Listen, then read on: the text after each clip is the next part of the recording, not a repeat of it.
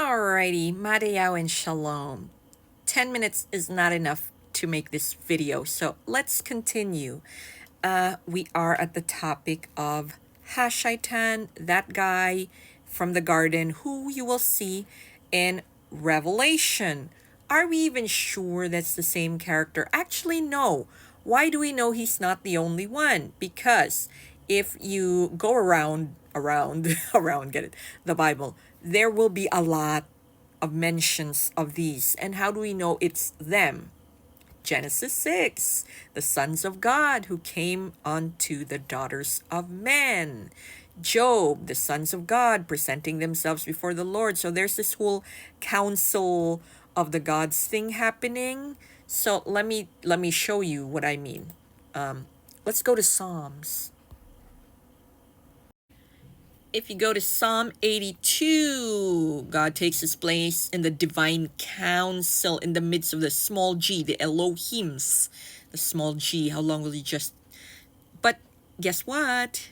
So if you go straight down here, number 6, you are Elohim, small g's.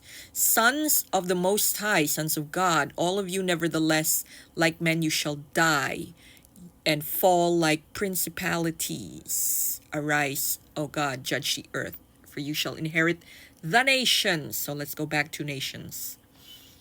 Turn yourselves to Deuteronomy, because in Deuteronomy you will see this, like, where did this come from? Suddenly we're here. Moses is dying. We are in Deuteronomy 32. So, okay. The Lord guides him and what's this? Shows him the what is going to happen to him. So Moses gets a revelation. When the Most High gave the nations their inheritance, so gave the principalities, he divided mankind. So he's actually talking about Genesis time. He divided the nations, okay, of mankind, and he fixed the borders of the people according to the number of the sons of God.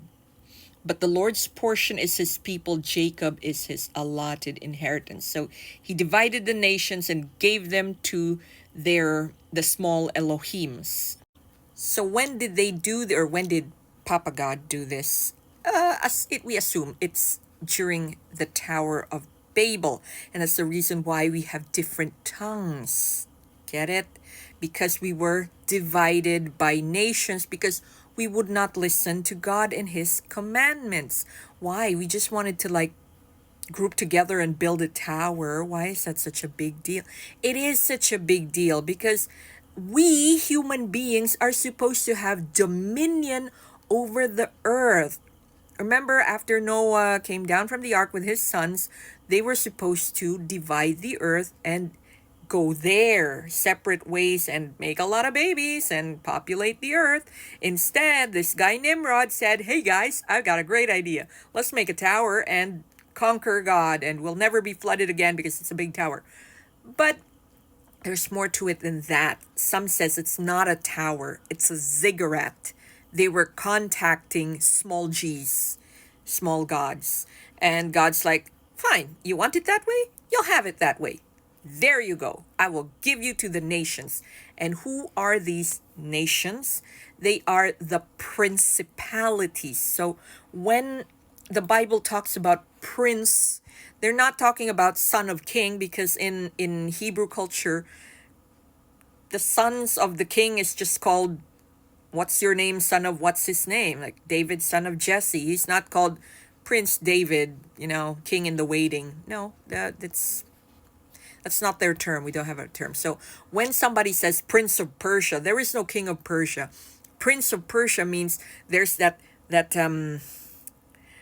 divine being, good or bad, that's presiding over Persia. In this case, it's a bad person. It's a bad angel, because Michael and Gabriel has to battle against the Prince of Tyre, which is Greece, and the Prince of Persia.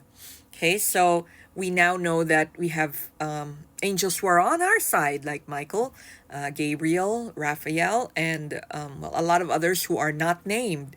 There are angels with Abraham, the ones who met Jacob, which we think might have been Jesus himself.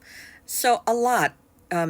We've tackled that in Ephesians, that there are powers and principalities ruling over the nations, and that is why we wrestle with them. All right. So let's go back to Revelation, because there is a happy ending here. If you guys go to Revelations 20, in Revelations 20, Satan's and his principalities will be defeated.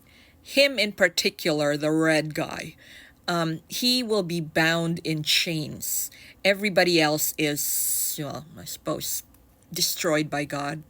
And when the 1,000 years ended, which will be the millennial reign, Satan will be released from his prison and will come out to deceive the nations that are on the four corners of the earth, Gog and Magog, to gather them for battle. So this is the big battle where he takes Gog and Magog, and their numbers are like the sand of the sea. They march to the borders of the plain. They encamp with the saints. They consume. And then I saw a great white throne, and the one who's seated on it. So he knows who it is. It's his best friend there. And the dead were judged and were written in the books according to what they have done. And the sea gave up the dead who were in it. Death and Hades gave up the dead who were in them, and they were judged. Death and Hades were thrown into the lake of fire, because Death and Hades here are his cohorts.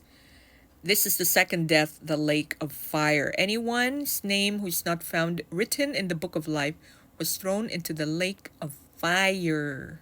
So I suppose, based on that reading, then you know the Catholic tradition that Satan rules hell with all his demons. Not true, because they are actually afraid of hell, because that is everlasting torment. You're getting burned, but it's cold inside. You feel stuff, but you can't do anything about it because you don't have a corporeal body. That is hell. We don't want to go there. We don't want to be with him. A lot of people are saying it's better to be a king in hell than a janitor in heaven.